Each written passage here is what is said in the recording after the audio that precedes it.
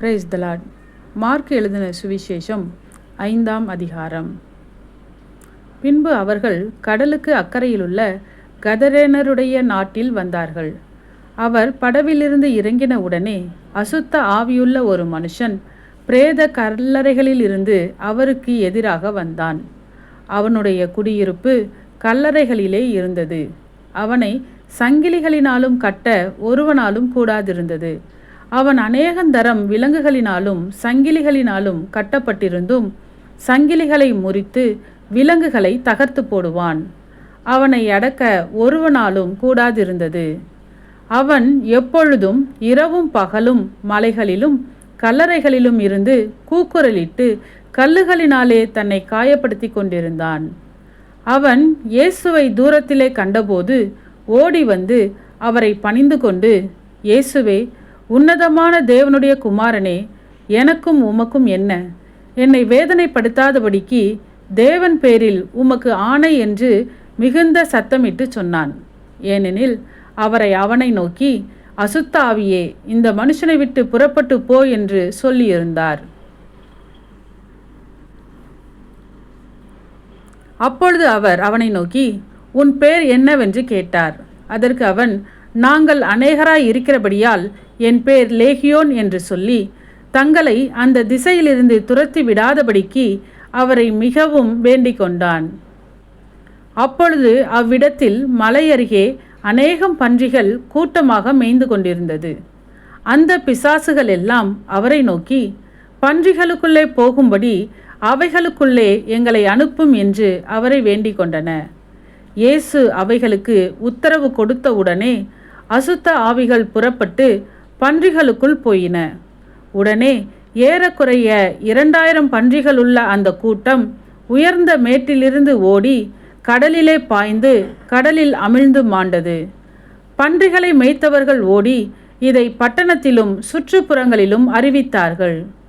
அப்பொழுது சம்பவித்ததை பார்க்கும்படி ஜனங்கள் புறப்பட்டு இயேசுவினிடத்தில் வந்து, லேகியோன் ஆகிய பிசாசுகள் பிடித்திருந்தவன் வஸ்திரம் தரித்து உட்கார்ந்து புத்தி தெளிந்திருக்கிறதைக் கண்டு பயந்தார்கள். பிசாசுகள் பிடித்திருந்தவனுக்கும் பன்றிகளுக்கும் சம்பவித்ததை கண்டவர்களும் அவர்களுக்கு விவரமாய் சொன்னார்கள். அப்பொழுது தங்கள் எல்லைகளை விட்டு போகும்படி அவரை வேண்டிக் கொள்ளத் தொடங்கினார்கள். அப்படியே அவர் படவில் ஏறுகிற பொழுது பிசாசு பிடித்திருந்தவன் அவரோட கூட இருக்கும்படி தனக்கு உத்தரவு கொடுக்க அவரை வேண்டிக் கொண்டான். இயேசு அவனுக்கு உத்தரவு கொடாமல், நீ உன் இனத்தாரிடத்தில் உன் வீட்டிற்கு போய் கர்த்தர் உனக்கு இறங்கி உனக்கு செய்தவைகளை எல்லாம் அவர்களுக்கு அறிவி என்று சொன்னார். அந்தபடி அவன் போய் இயேசு தனக்கு செய்தவைகளை எல்லாம் தெக்கப்போலி என்னும் நாட்டில் பிரசித்தம் பண்ண தொடங்கினான். எல்லாரும் ஆச்சரியப்பட்டார்கள். இயேசு படவில் ஏறி மறுபடியும் இக்கரைக்கு வந்து கடலோரத்தில் இருந்தபோது திரளான ஜனங்கள் அவரிடத்தில் கூடி வந்தார்கள். அப்பொழுது ஜெப ஆலய தலைவரில் ஒருவனாகிய யவீரு என்பவன் வந்து அவரை கண்டவுடனே அவர் பாதத்திலே விழுந்து, என் குமாரத்தி மரண அவஸ்தைப்படுகிறாள். அவள் ஆரோக்கியம் அடையும்படிக்கு நீர் வந்து அவள் மேல் உமது கைகளை வையும், அப்பொழுது பிழைப்பாள் என்று அவரை மிகவும் வேண்டிக் கொண்டான். அவர் அவனோடே கூட போனார். திரளான ஜனங்கள் அவருக்கு பின் சென்று அவரை நெருக்கினார்கள். அப்பொழுது 12 வருஷமாய் பெரும்பாடுள்ள ஒரு ஸ்திரீ அநேக வைத்தியர்களால் மிகவும் வருத்தப்பட்டு தனக்கு உண்டானவைகளை எல்லாம் செலவழித்தும் சற்றாயிலும் குணமடையாமல் அதிக வருத்தப்படுகிற பொழுது இயேசுவை குறித்து கேள்விப்பட்டு, நான் அவருடைய வஸ்திரங்களையாகிலும் தொட்டால் சொஸ்தமாவேன் என்று சொல்லி ஜனக்கூட்டத்துக்குள்ளே அவருக்கு பின்னாக வந்து அவருடைய வஸ்திரத்தை தொட்டாள். உடனே அவளுடைய உதரத்தின் ஊறல் நின்று போயிற்று. அந்த வேதனை நீங்கி ஆரோக்கியமடைந்ததை அவள் தன் சரீரத்தில் உணர்ந்தாள். உடனே இயேசு தம்மிலிருந்து வல்லமை புறப்பட்டதை தமக்குள் அறிந்து ஜனக்கூட்டத்துக்குள்ளே திரும்பி, என் வஸ்திரங்களை தொட்டது யார் என்று கேட்டார். அவருடைய சீஷர்கள் அவரை நோக்கி, திரளான ஜனங்கள் உம்மை நெருக்கி கொண்டிருக்கிறதை நீர் கண்டும் என்னை தொட்டது யார் என்று கேட்கிறீரே என்றார்கள். இதை செய்தவளை காணும்படிக்கு அவர் சுற்றிலும் பார்த்தார். தன்னிடத்திலே சம்பவித்ததை அறிந்த அந்த ஸ்திரீயானவள் பயந்து நடுங்கி அவர் முன்பாக வந்து விழுந்து உண்மையை எல்லாம் அவருக்கு சொன்னாள். அவர் அவளை பார்த்து, மகளே, உன் விசுவாசம் உன்னை இரட்சித்தது. நீ சமாதானத்தோடே போய் உன் வேதனை நீங்கி சுகமாயிரு என்றார். அவர் இப்படி பேசிக்கொண்டிருக்கையில் ஜெப ஆலய தலைவனுடைய வீட்டிலிருந்து சிலர் வந்து, உம்முடைய குமாரத்தி மரித்து போனால் இனி ஏன் போதகரை வருத்தப்படுத்துகிறீர் என்றார்கள்.